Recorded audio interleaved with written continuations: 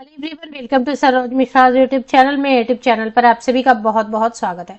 Eklavya model residential school staff recruitment के बारे में बात करेंगे। यहाँ पर 2 या 3 अर्जेंट नोटिसेज रिलीज किए गए, जिसमें से एक 10 जून 2024 की डेट से रिलीज की गई है। जो कैंडिडेट नए हैं चैनल पर या जिन्होंने अभी रिसेंटली पास किया है बीएड वगैरह या सीटेट अभी, और उनको कंप्लीट इन्फॉर्मेशन नहीं है, उनकी जानकारी के लिए, उनके इन्फॉर्मेशन के लिए सबसे पहले मैं आपको बता दूं कि एकलव्य मॉडल रेसिडेंशियल स्कूल्स में ऑल ओवर इंडिया, पूरे भारत देश में पहली बार सेंट्रलाइज्ड रिक्रूटमेंट हो रही है, जो सेंट्रल गवर्नमेंट जो है के अंतर्गत अंडर जो है पूरी प्रोसेस रिक्रूटमेंट चलाई जा रही है। और national education society for tribal students की ऑफिशियल वेबसाइट इसका पूरा रिक्रूटमेंट प्रोसेस देख रही है। तो 38,000 टोटल रिक्रूटमेंट होने पूरे देश में। 38,000 परमानेंट शिक्षक भर्ती और शिक्षकेतर भर्ती means teaching and non teaching post की भर्तियां पूरी होनी है, जिनमें से 10,000 की ऑलरेडी जो है ना रिक्रूटमेंट प्रोसेस लगभग पूरी हो चुकी है। प्रिंसिपल और एक पोस्ट छोड़ के जेएसए, इन दोनों पोस्ट को छोड़ के लगभग प्रोसेस पूरी हो चुकी है। अपॉइंटमेंट लेटर दिए जा चुके हैं और अब ज्वाइनिंग हो रही है अलग अलग जगह पर। तो 10,000 हो गए। लक्ष्य ये था, पूरा जो एम इन्होंने रखा था कि 2025 ईयर 2025 तक पूरे 38,000 रिक्रूटमेंट्स हो जाने चाहिए। तो इस हिसाब से 2024 में जुलाई अगस्त तक आपको एक बड़ी भर्ती 10,000 से 15,000 भर्तियां फिर परमानेंट टीचर्स की एंड नॉन टीचिंग पोस्ट की जरूर मिलने वाली हैं। फिलहाल जो 2 या 3 अर्जेंट नोटिसेज हैं, वो जो रिक्रूटमेंट प्रोसेस अभी ऑन है उससे रिलेटेड है।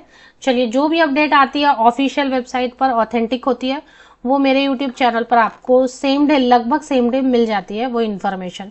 बाकी डिटेल्स आगे वीडियो में चेक कर लेते हैं। एक ये नोटिस आई हुई है, इसमें डेट नहीं है, लेकिन ये 10 जून के डेट से आई हुई है। दूसरा जो है 7 जून के डेट से एक नोटिस आई हुई थी, और एक जो है 6 जून के डेट से आई हुई है। तो लगभग सबने देख ली होगी। तो मैंने पहले ही बताया कि जो रिक्रूटमेंट प्रोसेस 10,000 वाली जो एडवर्टीजमेंट रिलीज हुई थी टीचिंग नॉन टीचिंग पोस्ट की, उनके लिए ही नोटिसेज आए हुए हैं। और नई रिक्रूटमेंट के अभी नहीं आए हैं। जुलाई अगस्त में एक्सपेक्टेड है कि आ सकते हैं काफ़ी सारी वैकेंसीज। तो जो 10,000 वैकेंसीज की रिक्रूटमेंट प्रोसेस चल रही है फिलहाल, उनसे रिलेटेड है अगर आप, तो ये वीडियो आपके लिए यूजफुल है।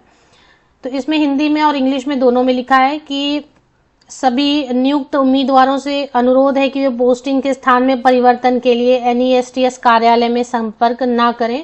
फिलहाल किसी पोस्टिंग का स्थान बदलने के अनुरोध पर विचार नहीं किया जा रहा है। इसके अलावा स्थानांतरण जब भी होगा एनईएसटीएस वेबसाइट पर स्थानांतरण पोर्टल के माध्यम से होगा, जिसे स्थानांतरण नीति प्रकाशित होने के बाद लाइव कर दिया जाएगा। तो मुझे लग रहा है बहुत सारे कैंडिडेट ऐसे भी हैं जो ज्वाइनिंग के वक्त रिक्वेस्ट कर रहे हैं कि उनको ट्रांसफर दे दिया जाए, शायद वो प्रेफर्ड लोकेशन चाहते हैं और वो ट्रांसफर मांग रहे हैं। तो ऐसा नहीं होता है। सेंट्रल गवर्नमेंट की जो जॉब होती है, जहां पर आपको पहली पोस्टिंग मिलती है, वहां ज्वाइन करना होता है। ट्रांसफर आप बाद में मांग सकते हैं, उसके लिए ट्रांसफर पोर्टल ओपन की जाती है बाद में।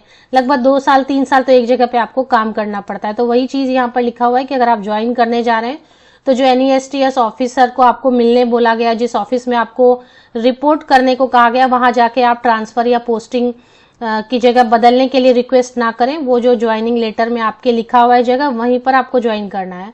तो ये काफी इंपॉर्टेंट चीज है। शायद ये सबको पता भी होता है कि सेंट्रल गवर्नमेंट की जॉब में ऐसा नहीं होता है। जहां पर आपको पहली ज्वाइनिंग मिलती है, वहां पर आपको ज्वाइनिंग देनी होती है। बाद में ट्रांसफर के लिए अलग से पोर्टल ओपन किए जाते हैं, तब आप रिक्वेस्ट कर सकते हैं। तो अभी तो पोर्टल ओपन कैसे, अभी तो ज्वाइनिंग का वक्त है ना।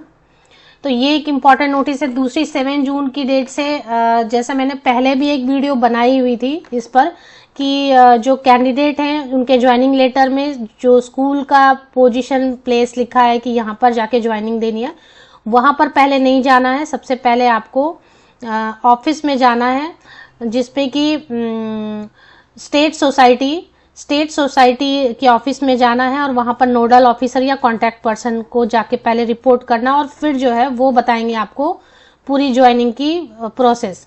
तो वो लिस्ट जारी कर दी गई। आंध्र प्रदेश, छत्तीसगढ़, हिमाचल प्रदेश, महाराष्ट्र, मिजोरम, उड़ीसा और राजस्थान, सिक्किम, तेलंगाना, उत्तर प्रदेश और उत्तराखंड के कुछ जो है ना स्टेट सोसाइटी के एड्रेस और उनके ऑफिसर का नाम, उनका डेजिग्नेशन, और अगर पॉसिबल है तो मोबाइल नंबर और टेंटेटिव डेट ऑफ ज्वाइनिंग वगैरह जिनकी है जिस डेट पे, वो जारी कर दी गई। इनको जाके आप रिपोर्ट कर रहे होंगे शायद। और बाकी बहुत सारे नहीं आए हैं तो वो भी आ जाएंगे। बहुत सारे जो स्टेट सोसाइटी के नाम नहीं आए हैं, अभी एड्रेस नहीं आए हैं, उनके ऑफिसर के नाम नहीं आए हैं, जिनको जाके आपको रिपोर्टिंग करनी है तो उनके भी शॉर्टली आ जाएंगे। तो ये एक 7 जून की डेट से अपडेट आई हुई है। और 6 जून को जो अपडेट आई हुई है उसमें क्या लिखा है कि अगर किसी तरीके की आपको कोई ग्रीवेंसेस है, कुछ होता है ना, कभी आप कहीं गए ज्वाइनिंग के लिए और वहां पर आपको कुछ प्रॉब्लम हो रही है वगैरह, नहीं दे रहे, कोऑपरेट नहीं कर रहे हैं ऑफिसर, ऐसा कुछ हो सकता है ना, कभी हो जाता है प्रॉब्लम। तो ऐसे केस में आपको ये ईमेल आईडी दिए गए, यहाँ पर आपको अगर कोई प्रॉब्लम हो रही है एक्चुअल, तो वो आप इस पे लिख सकते हैं, या फिर कोई हेल्पलाइन नंबर है वो भी दिया गया है, तो वहां पर भी आप कांटेक्ट कर सकते हैं 9:30 बजे से लेकर 6 बजे शाम तक टू रजिस्टर देयर ग्रीवेंसेस। तो ये 3 जो है ना, उन्हीं कैंडिडेट्स के लिए जिनको अभी 10,000 जो वैकेंसीज आई थी उनकी ज्वाइनिंग वगैरह जो कर रहे हैं उनके लिए ये। ऐसे ही और भी कोई अपडेट आएगी तो आपको मेरे यूट्यूब चैनल पर जरूर मिल जाएगी टाइमली, चाहे वो नई रिक्रूटमेंट हो, चाहे जो ऑलरेडी रिक्रूटमेंट चल रही है उनसे रिलेटेड कोई भी अपडेट हो, वो सभी आपको मेरे यूट्यूब चैनल पर टाइमली मिल जाएंगे।